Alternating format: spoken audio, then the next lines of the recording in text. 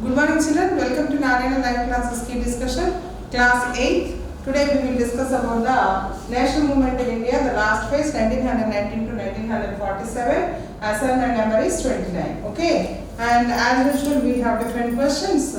Which organization or who organized Indian National Army? You know very well that during the period of 1940 to 1942, several radical organizations have come into existence. As a part of that, one of the radical organization, they have Kisan Sabha, Provincial Autonomy, like this different organizations have come into existence.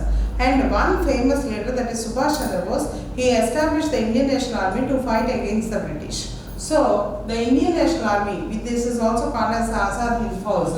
It was established by Subhash Chandra Bose and he organized that to fight against the British. Of course, he ran or he wanted to conduct a fight or a war against the British from marching from the Singapore area towards India. Like this, that means what he wanted to fight with the weapons and the army. Identify the radical organization which was active during 1940s. During the 1940 period, several organizations, especially Communist Party of India, the Kisan Sabhas, or the trade unions, women's organizations, all these organizations were very active and they were participating in the movements led against the British for their own rights, not for the sake of the that is independence, but they were fighting for their own rights.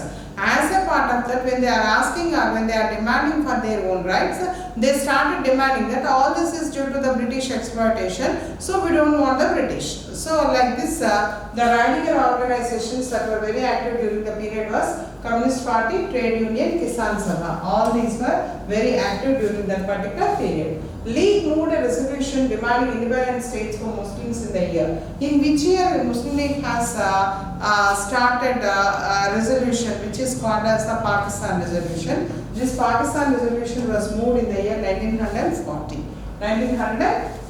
And now the next one is from 1930s, League began viewing the Muslims as a separate existence, separate nation, separate religion or separate state.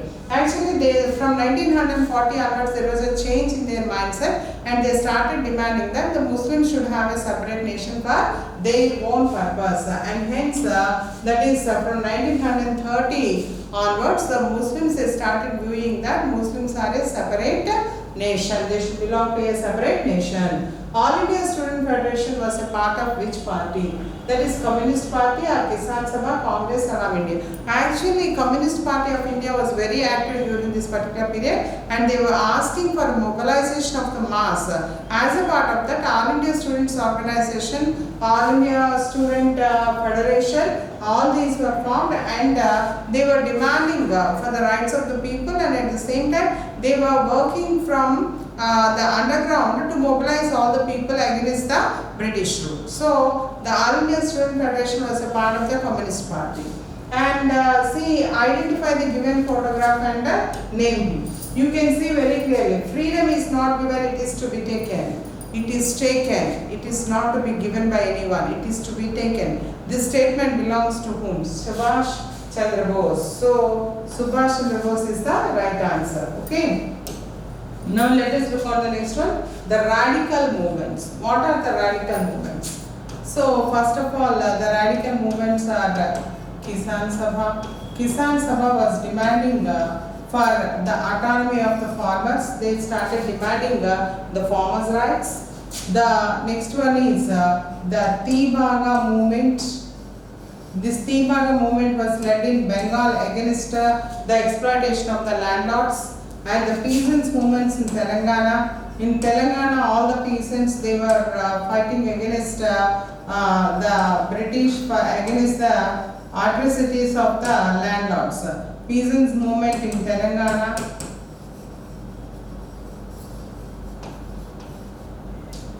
The Communist Party of India.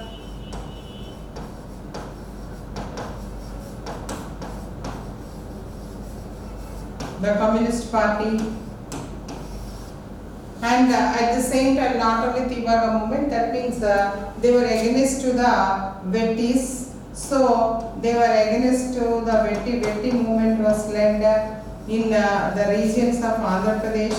All these are the different radical movements that took place which made the Britishers to kneel down, and they forced the British to take up an action in such a way that they have to recognize the independence and the rights of the people in India. In such a manner, these radical organizations mobilized the people. So we cannot forget, of course, directly they did not have any impact, but indirectly they mobilized the people to participate very actively all throughout the India. So that's all for today, children. Tomorrow we'll meet with one more assignment.